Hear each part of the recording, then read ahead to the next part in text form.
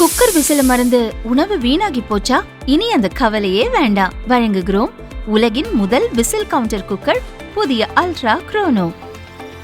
Ultra என்றால் ஆரோக்கியம்.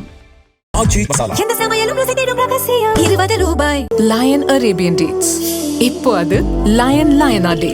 இது தரும் ஆரோக்கியம் இயற்கையானது. லயன் லயனா பிரீமியம் டேட்ஸ். தினமலர் நிறுவனர் அமரர் டி.வி. ராமசுப்பையரின் 42வது நினைவஞ்சலி நிகழ்ச்சி சென்னை பாம்க்ரோவ் உணவக அரங்கில் நடந்தது.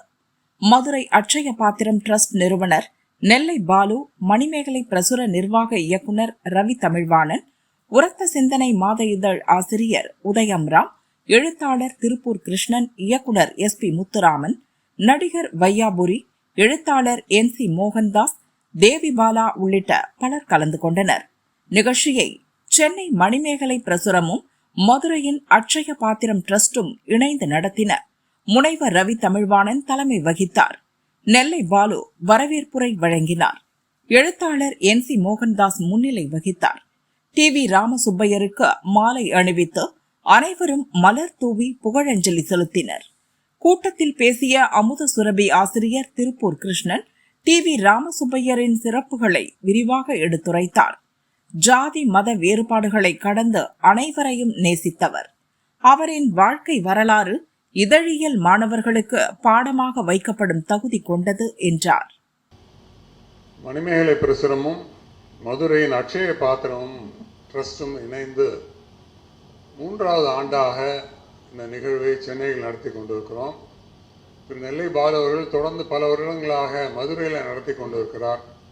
சென்னையிலும் அவருடைய புகழஞ்சலி பரவ வேண்டும் என்பதற்காக இந்த ஏற்பாடினை அவர் செய்து நடத்தி கொண்டிருக்கிறோம். இதில் ஒரு பொருத்தம் ஒன்று இருக்கு. என்னுடைய தாயார் பெயர் மணிமேகலை. தன்னுடைய 9 பவுன் தாலி செயினை தன் கணவர் தமிழ்வாணிடம் கொடுத்து அதை விற்று, அடமானம் இல்லை, விற்று அவர் ஒரு பதிப்பகம் ஆரம்பிக்க வேண்டும் என்பதற்காக, பொதுவாக பெண்கள் மோதிரத்தை தருவாங்க, செயினை தருவாங்க, வளையலை தருவாங்க, தாலியை தரமாட்டாங்க. என் கணவருக்காக அதை கொடுக்குறேன்னு சொல்லி இந்த தாலியையே கொடுத்து அந்த மணிமேகலை அந்த பிரசுரத்தை தொடங்குவதற்கு என் தாய் உதவியதால் என் தந்தை நன்றி உணர்வதற்காக தன்னுடைய தாயின் பெயரையே அதை வைத்தார். அதான் மணிமேகலை பிரசுரம். இது ஒருபுறம் இருக்க, மணிமேகலைனாலே அட்சய பாத்திரம் தானே, மதுரை அட்சய பாத்திரம். ஆக மணிமேகலையும் அட்சய பாத்திர ட்ரஸ்டும் சேர்ந்து நடத்துறது ரொம்ப பொருத்தமாக இருக்குங்கிற வகையில் ரொம்ப மகிழ்ச்சியான ஒரு விஷயம்.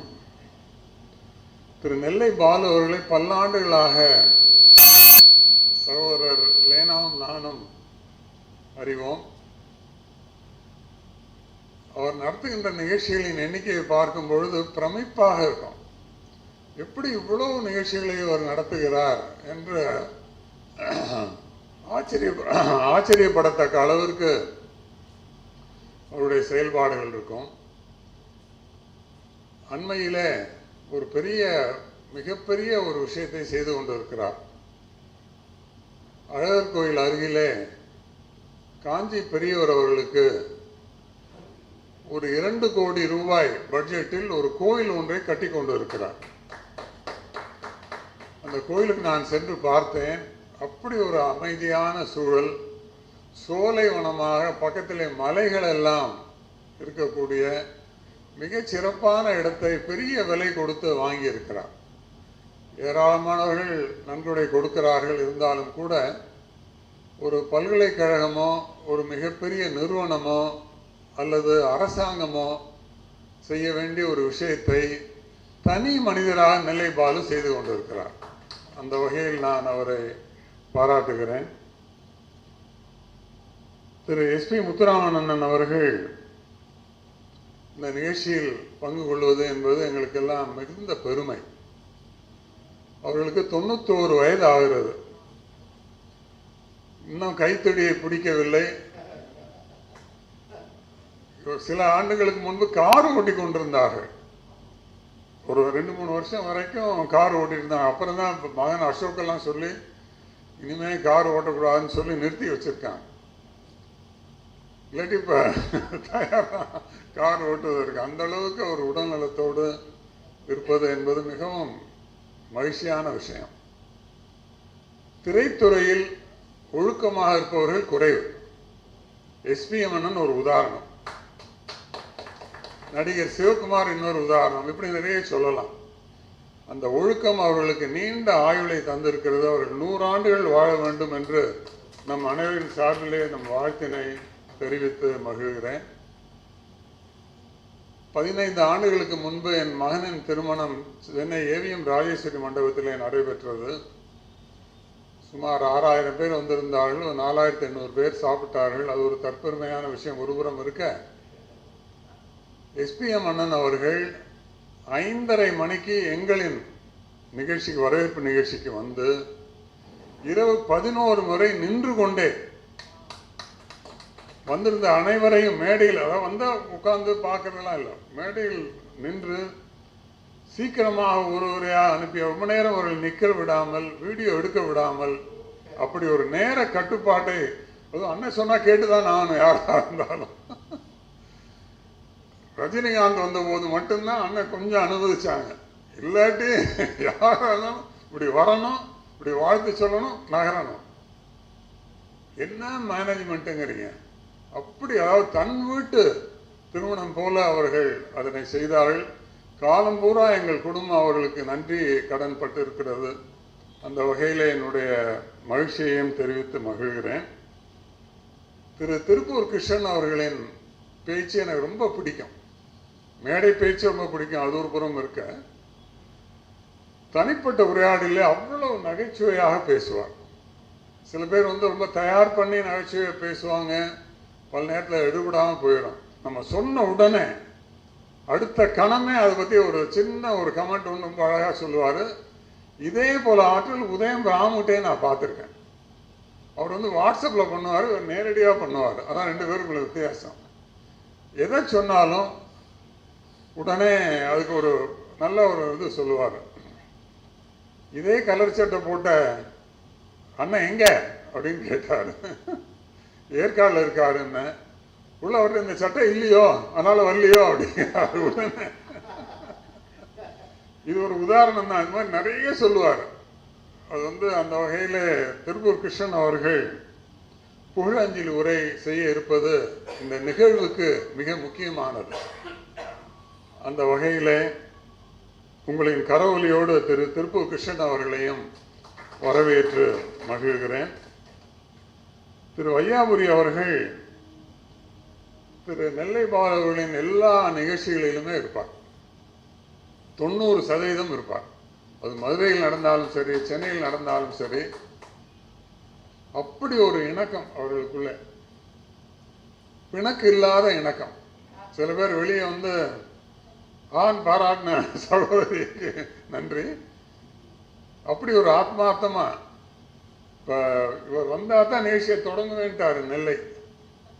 இவர் வர்ற வரைக்கும் காத்திருந்து வந்த பிறகுதான் நம்ம அதை தொடங்கணும். வையாபுரி சாருடைய நிறைய நகைச்சுவை காட்சிகள் இப்போ அண்மை காலமாக நிறைய நமது தொலைக்காட்சியில், ஆதித்யா தொலைக்காட்சியிலையும் சிரிப்பொலி தொலைக்காட்சியில் நிறைய பார்க்குறேன். அவர்கிட்ட நான் அப்பப்போ சொல்லுவேன். முதல்வர் விஜயோடு அவர் நடித்த பல காட்சிகள் இப்போ நம்ம மனசில், இப்போ ரொம்ப பல வருஷம், ஒரு 20 வருஷம் முன்னாடி நடித்த காட்சியெல்லாம் இப்போ வர்றது அவருக்கு நல்ல முக்கியத்துவம், எந்த அளவுக்கு அவருக்கு திரைத்துறையில் முக்கியத்துவம் இருக்கிறது என்பதை நாம் உணர்வதற்கு அந்த நகைச்சுவை காட்சிகள் உதவி செய்கின்றன. திரு வையாபுரி அவர்களை உங்களின் கரவொலியோடு வருக வருக என்று வரவேற்று மகிழ்கிறேன். திரு உதயம் ராம் அவர்கள் உரத்த சிந்தனை மூலமாக நிறைய நற்பணிகளை, நிறைய விஷயங்களை அழுத்தம் திருத்தமாக தலையங்கம் எழுதுவதிலும் சரி, பத்திரிகை நடத்துவதிலும் சரி, மிகச் சிறப்பான பணியை அவர் செய்து கொண்டிருக்கிறார்.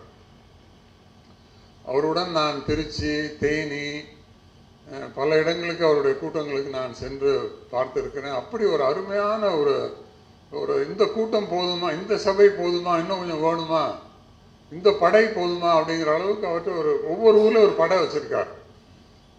ரொம்ப அருமையான நல்ல படை.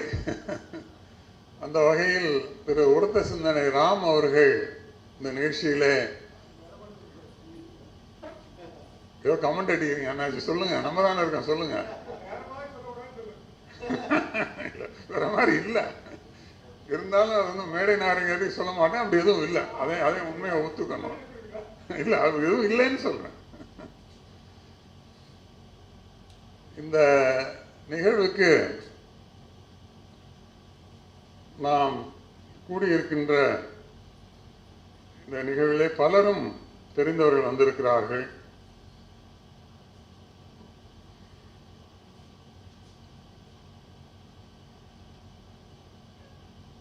பாடகி திருமதி லலிதா மோகன் அவர்கள் வந்திருக்கிறார்கள். உங்களின் கரவொலி அவருக்கு வரவேற்பாக அமையும். அடுத்த வாரம் வாழ்நாள் சாதனையாளர் விருதை மதுரையில் பெற இருக்கின்ற எழுத்தாளர் தேவி பாலா அவர்கள் வந்திருக்கிறார்கள். அவரை வரவேற்கிறேன். திரு எஸ்பிஎம் அண்ணன் அவர்களின் இல்லத்திற்கு சென்று அவரை அன்போடு அழைத்து வந்த திரு ராஜாராமிற்கும் இந்த நேரத்தில் நான் நன்றியை தெரிவிக்கிறேன்.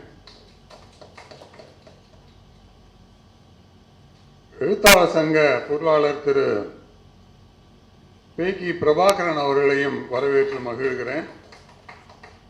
தினமலரின் மூத்த பத்திரிகையாளர் திரு நூருல்லா அவர்கள் பக்கத்தில் போயிருக்காருன்னு நினைக்கிறேன். முதல்ல வந்துட்டார். அவர் தான் முதல்ல வந்தவர். 4 மணிக்கெலாம் இங்கே இருந்தார். ஓகே. கடந்த 35 வருடங்களாக எங்கள் புத்தகங்களை ஏற்றுமதி செய்து உதவி செய்கின்ற திரு ரகுராமன் அவர்களை வரவேற்று மகிழ்கிறேன். புகைப்பட கலைஞர் கிளிக் ரவி அவர்களை வரவேற்கிறேன். உங்களின் கரவொலிக்கு நன்றி. அடுத்ததாக அமெரிக்காவிலிருந்து இந்த நிகழ்வுக்கு வந்துள்ள இன்றைய விழா நாயகர் டிவிஆர் அவர்களின் பேத்தி ஜனனி அவர்களை உங்களின் கரவொலியோடு வரவேற்கிறேன். பேராசிரியர் திருமதி உலகநாயகி பழனி அவர்களை வரவேற்று மகிழ்கிறேன். இது தலைமை உரையாக இருந்தாலும் இந்த வரவேற்புரையும் சேர்த்துக்கிறேன். தினமலரிலிருந்து தினமலர்.com தொலைக்காட்சியிலிருந்து லக்ஷ்மணன் இந்த ஒளிப்பதிவை தொடர்ந்து செய்து கொண்டிருக்கிறார். அவருக்கு நம் கரவொலியை மகிழ்வை தரும். தினமலர் புகைப்பட கலைஞர் காளீஸ்வரன் வந்திருக்கிறார். அவருக்கும் நம் வரவேற்பை சொல்லுவோம்.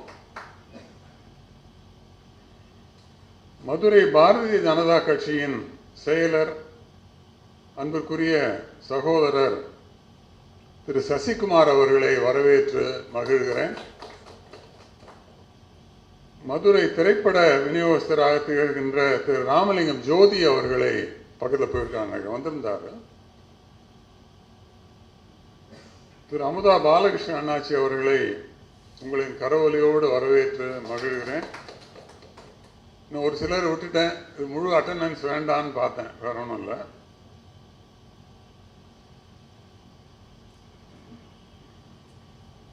தந்தை தமிழ்வாணன் அவர்களின் நூருல்லா சார் உங்களை பற்றி குறிப்பிட்டேன், நீங்கள் இங்கே பக்கத்தில் போயிருந்தீங்க.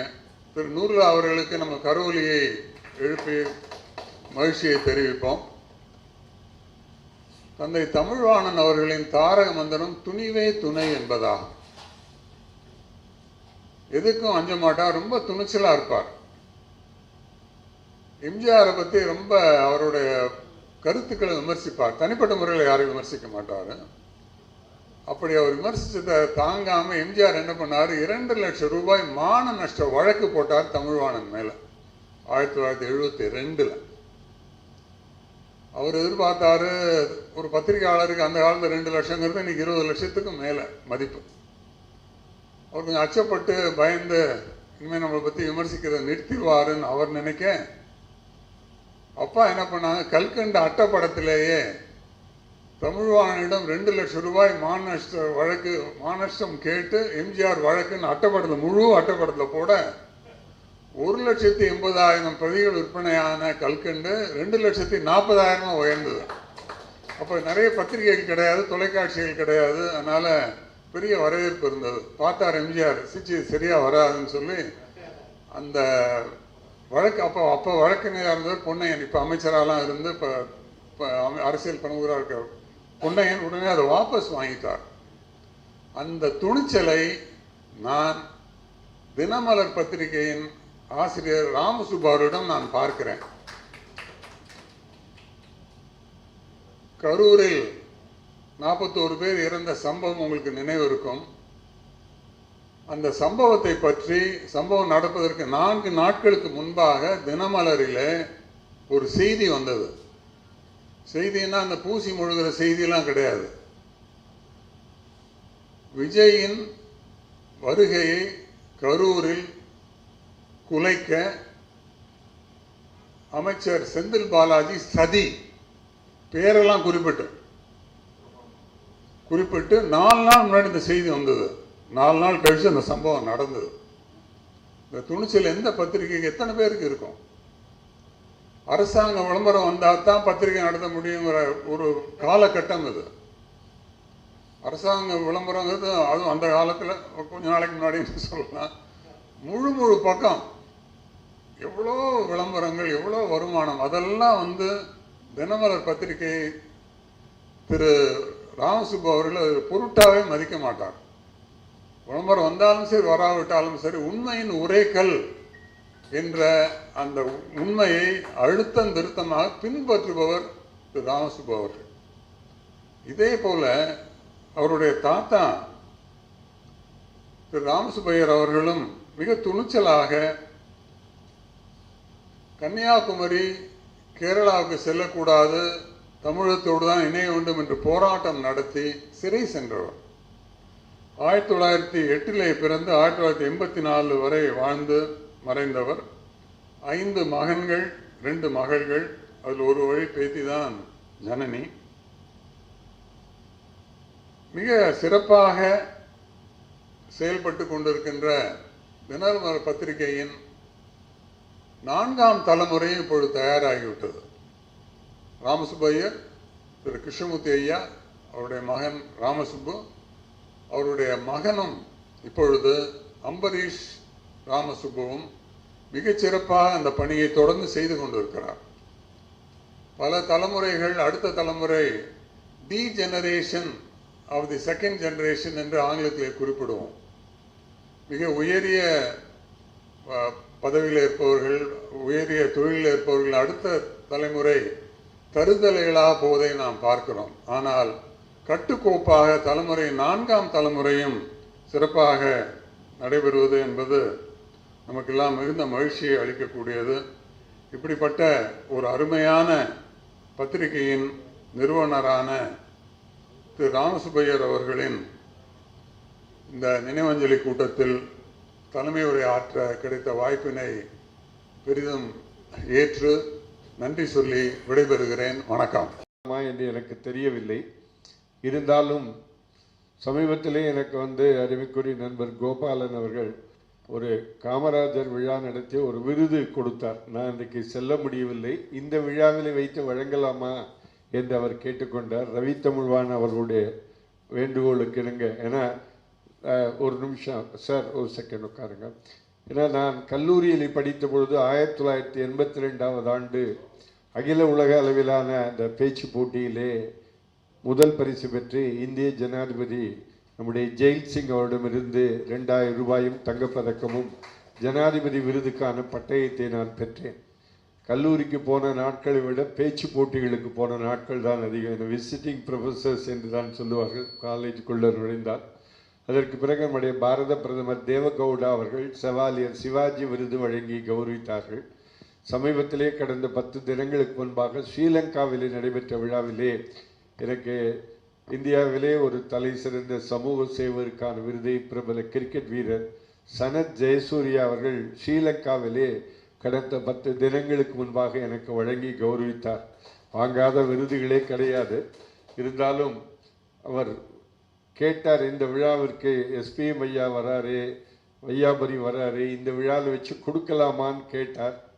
நம்முடைய ரவி தமிழ்வான் அவருடைய அவர்கிட்ட கேட்டு நான் எதுவுமே அவர்கிட்ட கேட்கு செய்ய வேண்டும் என்பதனாலே இந்த விருதினை எஸ்பிஎம் ஐயா அவர்கள் கையாலே எப்பொழுதோ பெற வேண்டியதை அது காமராஜருடைய நிகழ்வு சமீப காலமாக கொண்டாடிப்பட்டு கொண்டிருக்கிற சூழ்நிலையில் அந்த விருதினை நான் பெற்றுக்கொள்வதிலே மகிழ்ச்சி அடைகிறேன் என்பதை தெரிவித்துக்கொண்டு, கோபாலன் அவர்கள் அந்த கேடயத்தையும் ஏதோ கொண்டு வந்திருக்கிறார், அதையும் எஸ்பிஎம் ஐயா அவர்களிடத்திலே கொடுத்து எனக்கு வழங்கும்படி அன்போடு கேட்டுக்கொள்கிறேன். இந்த லேனா தமிழ்வாணன் இருக்காரு, மேடைகளை பேசுகிற போதும் அவ்வளவு நல்ல கருத்துக்களை சொல்லுவார். அவர் என்ன செய்வார், இந்த மாதிரி விருதுங்க போகணும்னு சொல்றதுக்கெல்லாம் இடம் கொடுக்க மாட்டார். வரும்போது கையில் ஸ்டாப் வாட்ச் கொண்டு வருவார். ஸ்டாப் வாட்ச் அமைக்கி வச்சுட்டு இத்தனை நிமிஷம் தான் பேசுவேன்னு சொல்லிட்டு அதை பார்த்துக்கிட்டே பேசுவார். ஸ்டாப் வாட்ச் வச்சு பேசுகிற ஒரே பேச்சு அவர் தமிழ்நாட்டில் லேனா தமிழ்நாடு. ஏன் இதையெல்லாம் சொல்றேன்னா, இதெல்லாம் படிப்பினை, இதெல்லாம் நம்ம கற்றுக்கணும், இதையெல்லாம் நாங்கள் கற்றுக்கணும். இந்த உதய நமக்கு தொல்லை கொடுக்கக்கூடாது. ஆகவே அப்படி ஆக மொத்தம் ராமசுப்புடைய குடும்பத்தையும் சொன்னேன், தமிழ்வாணனுடைய குடும்பத்தையும் சொன்னேன். இப்படி பிள்ளைகளெல்லாம் இருந்துக்காங்க. ஆகவே தந்தை எப்படி இருக்கணும், பிள்ளை எப்படி இருக்கணும் அப்படின்னு வள்ளுவன் 2 கொட்டை சொல்லிட்டு போயிட்டான். தந்தையை பற்றி சொல்லுகிற போது, மறுக்காற்றும் நன்றி அவைத்து முந்தி இருப்பு செயல்னு சொன்னான். மேடையில் வீட்டுள்ள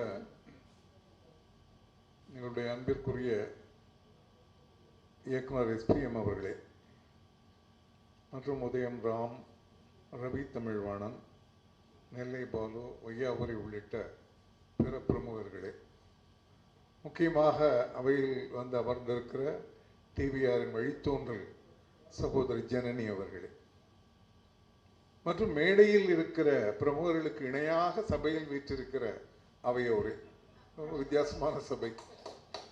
உங்கள் அனைவருக்கும் என்னுடைய மனமார்ந்த வணக்கங்கள். நேரம் குறைவு, நினைவுகள் அதிகம்.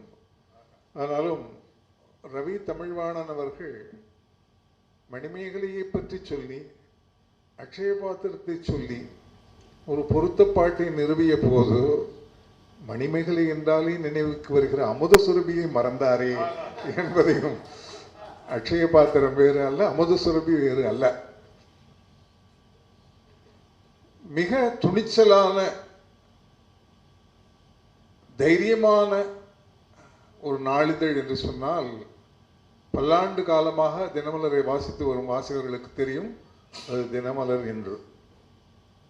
அவ்வளவு தைரியமான, எதை பற்றியும் கவலைப்படாத, ஆணித்தரமாக கருத்துக்களை எடுத்து சொல்லக்கூடிய, மழுப்பல் இல்லாமல் கருத்துக்களை தெரிவிக்கக்கூடிய ஒரு வித்தியாசமான நாளிதழ்.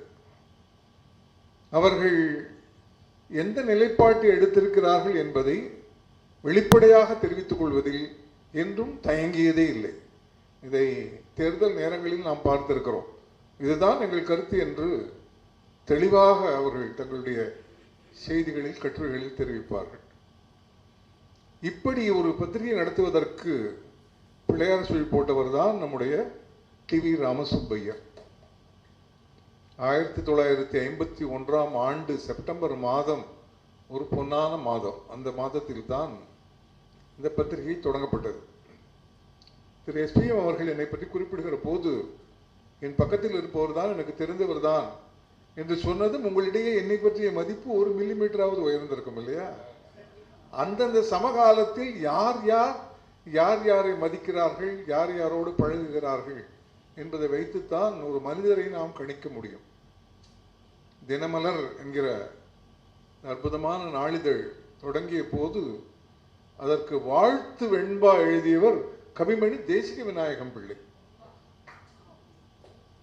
தென்னிலங்கை பூத்த தினமலர் வாடாது மண்ணுலகில் வளர்க என்று அவர் தினமலருக்கு ஒரு வாழ்த்து வெண்பா எழுதி அதை கொண்டாடுகிறார்.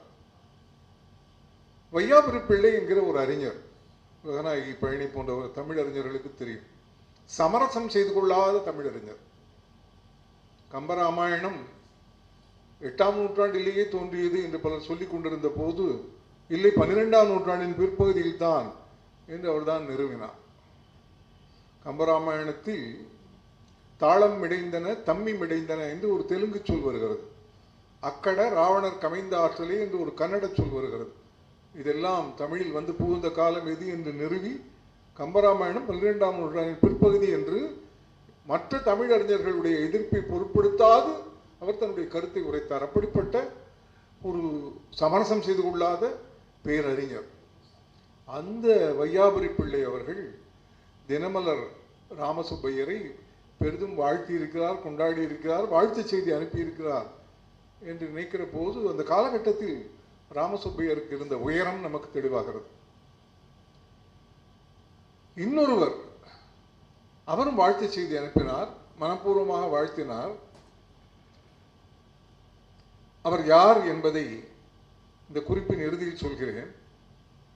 தினமணி ஏஎன் சிவராமன் அவர்கள் சொல்லி காண்டீபம் பத்திரிகையின் ஆசிரியர் எஸ் மாரிசாமி அவர்களை அவருடைய வயோதிக காலத்தில் பேட்டி எடுப்பதற்காக நான் போனேன். பேட்டி முடிந்த பிறகு எஸ் மாரிசாமி சொன்னார், உங்கள் நெற்றியில் திலகம் இருக்கிறதே, எங்கள் வீட்டு பூஜை அறையில் சற்று நேரம் தியானம் செய்துவிட்டு போகலாமே என்றார். நான் பூஜை அறைக்கு சென்று அமர்ந்தேன். பெரிய அறை, எந்த படமும் இல்லை, கீழே ஒரே ஒரு படம், அந்த படத்தின் கீழே ஒரு அகல் விளக்கு, அந்த படத்தில் ஒரு பெரியவர் இருந்தார். அந்த பெரியவர் தான் தினமலரை வாழ்த்தினார். சமகாலத்தில் அந்த பெரியவருடைய படம் பூஜை அறையில் இருந்தது. அவர் யார் என்பதை சொல்லி ஒரு கேள்வியும் எழுப்புகிறேன். அந்த படம் மூதறிஞர் ராஜாஜியின் படம். அவரை தெய்வமாக கொண்டாடி வழிபட்டு விளக்கேற்றி நாள்தோறும் பிரார்த்தனை செய்து வந்தவர் எஸ் மாரிசாமி என்பவர். இன்றைக்கு எந்த அரசியல் தலைவருடைய படத்தையாவது பூஜை அறையில் வைக்க முடியுமா என்கிற ஒரு கேள்வி நம் மனத்தில் எழுகிறது. தனிமனித ஒழுக்கம், சமுதாய ஒழுக்கம் இரண்டும் நிறைந்த மூதறிஞர் ராஜாஜி ராமசுப்பையரை கொண்டாடி இருக்கிறார் என்று சொன்னால், அவரை வாழ்த்தி இருக்கிறார் என்று சொன்னால், ராமசுப்பையரின் உயரத்தை நாம் புரிந்து கொள்ள முடிகிறது. தற்கால இலக்கியவாதிகளுக்கு சுந்தர ராமசாமியின் பெயர் பரிச்சயம், தேவிபாலாவுக்கெல்லாம் தெரியும். இங்கே வந்திருக்கிற கிளிக் ரவி எல்லாம் சுந்தர ராமசாமி எழுத்தின் ரசிகர்கள். அவர் எல்லாவற்றிலும் குறை காண்பவர், முற்றிலும் சமரசம் செய்து கொள்ளாத ஒரு விமர்சகர், மிக உயர்நிலை எழுத்தாளர். அவர் டிவி ராமசுப்பையருடைய தினமலரை படித்து இந்த தினமலரை வாழ்த்தி அது வளர வேண்டும் என்று விரும்பி இருக்கிறார். இதெல்லாம் ராமசுப்பையருடைய ஆளுமையினுடைய ஒரு வீச்சு. ராமசுப்பையரை பெரிதும் கொண்டாடி அவருடைய சமகாலத்தில் அவருடைய நண்பராக இருந்தவர் திருநெல்வேலி தளவாய் ராமசாமி என்பவர். அண்மையில் காலமாகிவிட்டார். அவருடைய புதல்வர் திருநெல்வேலியில் ஒரு விஷயத்தை தொடர்ந்து தன்னுடைய தந்தை மரபில் நடத்தி கொண்டிருக்கிறார். அது என்ன என்றால் 365 நாளும் இலக்கிய கூட்டங்கள். அவருடைய வீட்டில் நாள்தோறும் இலக்கிய கூட்டம். நாதன், குற்றால குறவஞ்சி, முத்தொள்ளாயிரம், சங்கப்பாடல்கள் என்று ஏராளமான இலக்கியங்களை பற்றி தொடர்ந்து கூட்டம் நடத்துபவர். இந்த தளவாய் ராமசாமியை நான் சந்தித்திருக்கிறேன். அவருடைய குடும்பத்தில் 3 மார்பு குறிவுகளுடன் ஒரு சிறுமி பிறந்தாள். 7-8 வயது வரை இருந்து அந்த சிறுமி மறைந்தாள். அவள் மறைவதற்கு முந்தின நாள் அவளுடைய தந்தை கனவில் வந்து, மீனாட்சி தான் உங்கள் வீட்டில் வந்து பிறந்திருக்கிறேன், நாளை நான் காலமாகி விடுவேன், வீட்டிலேயே கோயில் கட்டுங்கள் என்று சொல்லிவிட்டு மறைந்தாள். அவர்கள் வீட்டில் இன்னும் அந்த கோயில் இருக்கிறது. அப்படிப்பட்ட மிக நேர்மையாளராக, ஆன்மீகவாதியாக, இலக்கிய அன்பராக வாழ்ந்த தளவாய் ராமசாமி அவர்கள் டிவி ராமசுப்பையரை பெரிதும் மதித்திருக்கிறார். சமகாலத்தில் எல்லோராலும் கொண்டாடப்பட்ட பெருமை ராமசுப்பையருக்கு இருந்திருக்கிறது. அவருடைய தினமலர் அவருடைய பாணியில் அந்த காலத்திலிருந்து இன்று வரை என்ன செய்கிறது என்பதற்கு ஒரு சின்ன உதாரணம், அவர்கள் குடும்பத்தில் யாருக்குமே ஜாதி வேறுபாடே கிடையாது. உயர் ஜாதி, தாழ்ந்த ஜாதி போன்றவற்றையெல்லாம் உதறி தள்ளி எல்லோரையும் மனிதர்களாக பார்க்கிற பண்பு என்பது அவருடைய குடும்பத்தில் உண்டு, அந்த பத்திரிகையிலும் உண்டு, அந்த கோட்பாட்டிலும் உண்டு. காரணம், இளம் வயதிலேயே நந்தனாருடைய பக்தியால் கவரப்பட்டு நந்தனார் நாடகம் நடத்துவதற்கு பொருளுதவி செய்தவர் ராமசுப்பையர். அவருடைய இரத்தத்திலேயே அந்த உணர்வு ஊறியிருக்கிறது. மகாத்மா காந்தியினுடைய அந்த தீண்டாமை ஒழிப்பு போன்ற சித்தாந்தங்களில் ஆழ் மனதிலிருந்து அக்கறை செலுத்தி பாடுபட்ட ஒரு குடும்பம் என்பதால் தான் அந்த தினமலருடைய பாணி இன்று தமிழகத்தை முன்னேற்றுகிறது. அது முக்கியமான ஒரு அம்சம் இல்லையா? அவர் பாரதி மேல் மிகுந்த மதிப்பு கொண்டிருந்தார், வஉசி மேல் அளவற்ற மதிப்பு கொண்டிருந்தார். கவிமணி தேசிக விநாயகம் பிள்ளைக்கும் தமிழறிஞர் பீஸ்ரீ அவர்களுக்கும் அவர் பாராட்டு விழா நடத்தி அவர்களை கொண்டாடினார். இதெல்லாம் அவருடைய சமாதத்தில் வருகிற வரலாறு. இது அவருடைய குடும்பம் மற்றும் பண்பு. ஆனால் பத்திரிகையாளர்கள் சில விஷயங்களை உணர வேண்டும். பத்திரிகையாளர்களுக்கு அவர் என்ன கற்பித்திருக்கிறார் என்பதற்கு 2 உதாரணங்கள் அவர் வாழ்வில் தென்படுகின்றன. நானும் ஒரு பத்திரிகையில் இயங்குகிறேன். பத்திரிகையின் நடைமுறை காரணமாக சில விஷயங்கள் இப்படித்தான் செய்ய வேண்டும் என்று நாங்கள் ஒவ்வொருவரும் வகுத்துக் கொள்கிறோம். எங்களுடைய அமுத சுரபி பத்திரிகையில் ஒரு புதிர் என்று வெளியிடுகிறோம் என்று வையுங்கள். பத்திரிகை முழுவதுமாக அந்த 64 பக்கமும் ஒரே நாளில் அச்சுக்கு போகாது. ஒரு 16, 2வது 16 என்று 4 இடைவெளிகளில் அது சேரும்.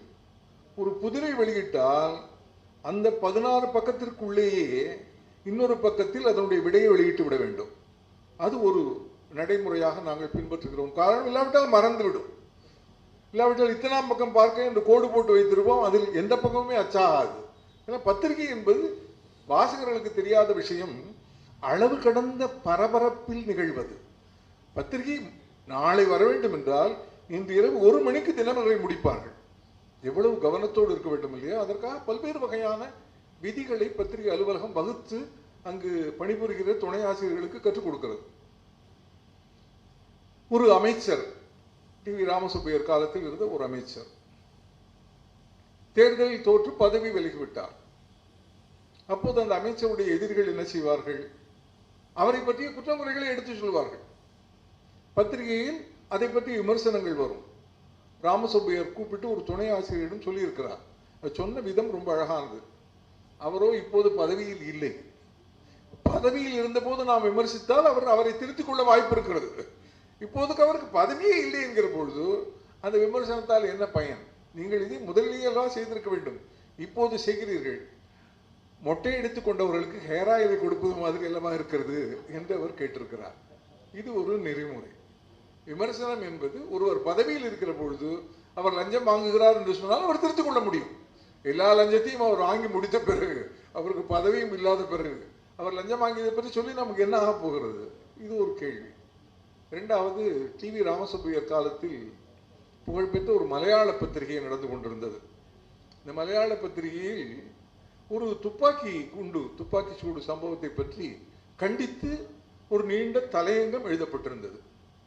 அந்த பத்திரிகை கொண்டு வந்து மேஜையில் போட்டு ராமசுப்பையர் அவர்கள் துணையாசிரியரிடம் கூப்பிட்டு இதில் என்ன தவறு என்று பாருங்கள் என்று கேட்டிருக்கிறார். 2-3 நாள் பத்திரிகைகளை கொண்டு வந்து போட்டு விட்டார். அன்றைய தலையங்கம் வெளிவந்த பத்திரிகையும் கொண்டு போட்டு விட்டார். தலையங்கத்தை படித்தால் இதில் எந்த எழுத்து பிழையும் இல்லை, எந்த தவறும் இல்லை. கண்ணோட்டம் அவர்கள் கண்ணோட்டம் எழுதியிருக்கிறார்கள். என்ன தவறு என்று அவர்களால் கண்டுபிடிக்க முடியவில்லை. ராமசுப்பையர் தவறை சுட்டி காட்டிய பிறகுதான் அந்த விஷயம் அவர்களுக்கு புரிகிறது. அது எல்லா பத்திரிகையாளர்களும் கற்றுக்கொள்ள வேண்டிய விஷயம். என்ன என்றால், அந்த தலையங்கம் சரிதான், துப்பாக்கி சூட்டால் ஏற்பட்ட சம்பவத்தை விமர்சிக்கிற தலையங்கத்திற்கு ஆதரவாக அதை பற்றி ஏதாவது ஒரு செய்தி வந்திருக்க வேண்டும் இல்லையா? எங்குமே எந்த செய்தியும் வரவில்லை. ஒரு பத்திரிகையே ஒரு செய்தியை புறக்கணித்த பிறகு புறக்கணிக்கப்பட்ட செய்தியை பற்றி ஒரு தலையங்கம் எப்படி எழுத முடியும் இல்லையா? இப்பொழுது நான் தினமணி பத்திரிகையில் 25 ஆண்டுகள் பணிபுரிந்தேன். ஒவ்வொருவரும் தனித்தனி தீவாக இருப்போம். நான் செய்கிற பணி வேறாக இருக்கும், இன்னொரு செய்கிற பணி வேறாக இருக்கும். நூருல்லா போன்றவர்களுக்கு தெரியும், செய்தி ஆசிரியர் அவர் தனியாக செய்து கொண்டிருப்பார்.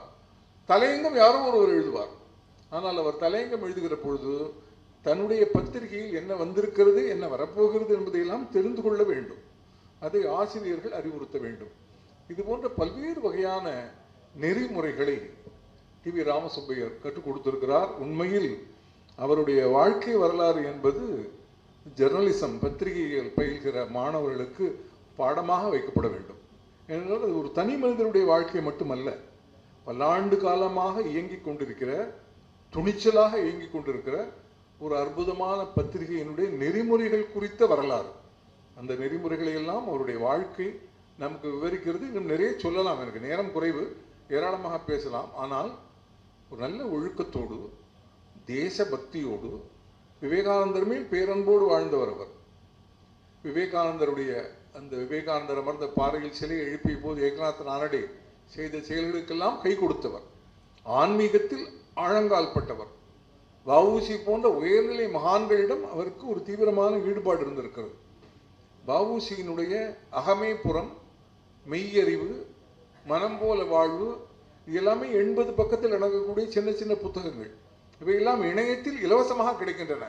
இவற்றையெல்லாம் ஒருவர் அவசியம் வாசிக்க வேண்டும். அவ்வளவு அற்புதமான வாழ்க்கை கோட்பாடுகளை உணர்த்துகிற புத்தகங்கள். அவற்றிலெல்லாம் மனம் பறிகொடுத்தவர். இன்று மிக உயர்ந்த அறிஞர்கள் என்று நாம் கொண்டாடுகிற எல்லா பெருமக்களாலும் சமகாலத்தில் மிக வானளாவ புகழ்ந்து பாராட்டப்பட்டவர். ராஜாஜி போன்றவர்களால் மதிக்கப்பட்டவர். நாம் இன்று ஒவ்வொரு துறையும் சீரழிந்து வருவதை பார்க்கிறோம் இல்லையா? இன்று பல்வேறு இடங்களில் பத்திரிகையாளர்கள், அந்த என்னுடைய நண்பர் காலஞ்சென்ற பாரதி சுராஜ் சொல்வார், உள்ளங்கவர் கல்வன் என்று சொல்லி சிரிப்பார். அப்படி கவர் ஸ்டோரி என்பது எந்த வகையில் கவர் ஸ்டோரி என்பது பத்திரிகையில் உள்வட்டத்தில் இருப்பவர்களுக்கு தெரியும். அப்படியெல்லாம் பத்திரிகையாளர்கள், பத்திரிகைகள் போன்றவையெல்லாம் மாறிவிட்ட ஒரு காலகட்டத்தில் எல்லாவற்றிலும் சுலபமாக பொருளாதாரத்திற்காக, பதவிக்காக சமரசம் செய்து கொள்பவர்கள் பெருகிவிட்ட காலகட்டத்தில் நாம் வாழ்ந்து கொண்டிருக்கிறோம். ஆனாலும் இன்றளவும் துணிச்சலாக, நேர்மையாக நான் நம்புகிற கருத்துக்களை உரத்த குரலில் ஒலிக்கிற ஒரு நாளிதழ் என்பது தினமலர் என்பதை தினமலர் வாசிக்கிற போது நாம் புரிந்து கொள்ள முடியும். அப்படிப்பட்ட மிகச்சிறந்த பத்திரிகையினுடைய ஒரு அதிபர், அவருடைய அந்த நிறுவனருடைய 42ஆம் ஆண்டு நினைவஞ்சலி கூட்டத்தில் நாம் இன்று கூடி அவரை பற்றி பேசுகிறோம் என்று சொன்னால், வந்திருக்கிற நாம் அனைவரும், மேடையில் வீற்றிருக்கிற அனைவரும் சமரசம் செய்து கொள்ளாது உண்மையை துணிச்சலுடன் சொல்ல வேண்டும் என்கிற ஒரு பண்பை அவரிடமிருந்து நாம் ஏற்றுக்கொள்ள வேண்டும். சொல்கிறார்களே, ஒரு பேச்சு முடிகிற பொழுது டேக் ஹோம் மெசேஜ் என்று. சமரசம் செய்து கொள்ளாமல் துணிச்சலாக கருத்துக்களை சொல்லக்கூடிய ஒரு மனப்பான்மையை, தைரியத்தை நாம் வளர்த்து கொள்ள வேண்டும் என்பதுதான் இன்றைய செய்தியாக அவரிடமிருந்து நாம் பெறுகிறோம் என்பதை தெரிவித்துக் கொள்கிறேன். இந்த மாதிரியான மேடைகளில் இப்படிப்பட்ட உன்னதமான ஆதர்ச புருஷர்களை பற்றி நடக்கிற விழாக்களில் கலந்து கொள்கிற வாய்ப்பு என்பது அது வாய்ப்பா? அது ஒரு பாக்கியம். அந்த பாக்கியத்தை எனக்கு தந்தவர்களுக்கு என்னுடைய மனமார்ந்த நன்றிகளை தெரிவித்து விடைபெறுகிறேன். நன்றி, வணக்கம்.